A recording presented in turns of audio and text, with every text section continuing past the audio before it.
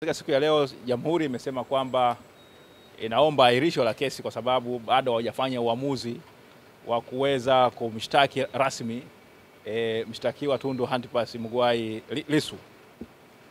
Upande wa wakili Lissu ambaye mshtakiwa Lissu ambaye anajiwakilisha yeye mwenyewe katika hatua hii amepinga kwa nguvu kubwa sana kwamba madhari serikali wanasema mara ya mwisho walisema wameshakamilisha upelelezi na walikuwa wanasoma kile ambacho wameshakifanya, na baada hapo itakiwa wafanye uamuzi. Leo itakiwa watoe taarifa kwamba maamuzi ambayo wamefanya ni yapi.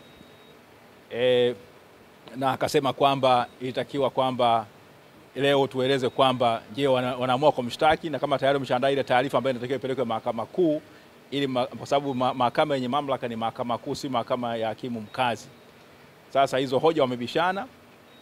Mwisho wa siku hakimu amesema kwamba anakubaliana upande wa Jamhuri kwamba kwa kupitia kifungu cha 262 kifungu kidogo cha 5 kwamba faili bado liko kwa hakimu kwa mwendesha mashtaka mkuu wa serikali, anatakiwa afanye uamuzi kama anaweza kufungua mashtaka au kutofungua mashtaka. Kwa hiyo baada ameendelea kuwapatia tena upande wa mashtaka nafasi hiyo ya kuweza kuendelea, na kwa hiyo kesi imeahirishwa hadi tarehe 15 ya mwezi huu wa 7 mwaka 2025.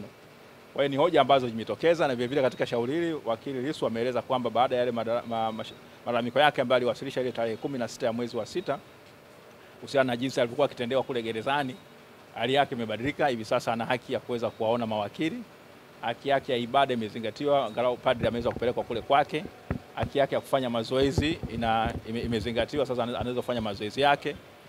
Anasema kwamba sio kwamba anapendelea, hata licha mabadiliko hayo, sio kwamba mtu anapenda kuendelea kukaa gerezani, bali angependa kwamba uamuzi wa kesi yake ujulikane, kwa sababu ni mwaka wa kisiasa, ni mwaka wa uchaguzi mkuu. Yeye ni kiongozi mkuu wa chama cha upinzani na inatakiwa iamuliwe kwamba kama kesi ipo iweze kuendelea, kwa sababu ni wakati ambapo kampeni za kisiasa za kiuchaguzi zinaendelea, na yeye kama kiongozi mkuu wa upinzani kutokuwa mahakamani, kutokuwa huru au kutojua mustakabali wa kesi yake, inamnyima kutekeleza haki zake nyingine za kisiasa, na alikuwa akikazania kwamba aachiwe huru aweze kuendelea na shughuli zake za kisiasa, na kwamba Jamhuri walikuwa na machaguo mawili tu: kuamua kumshtaki, kupeleka kesi mahakamani, kwa Mahakama Kuu, au kumwachia huru. Lakini bahati mbaya hakimu hajakubaliana na hivyo vitu viwili. Amesema bado wana haki ya kuendelea kufanya maamuzi. Kwa hiyo tunasubiri tarehe 15 ambayo ndio hakimu ameelekeza tarehe 15 mwezi wa 7 waieleze mahakama huo uamuzi kama mwisho ufikia au haujafikia. Asante.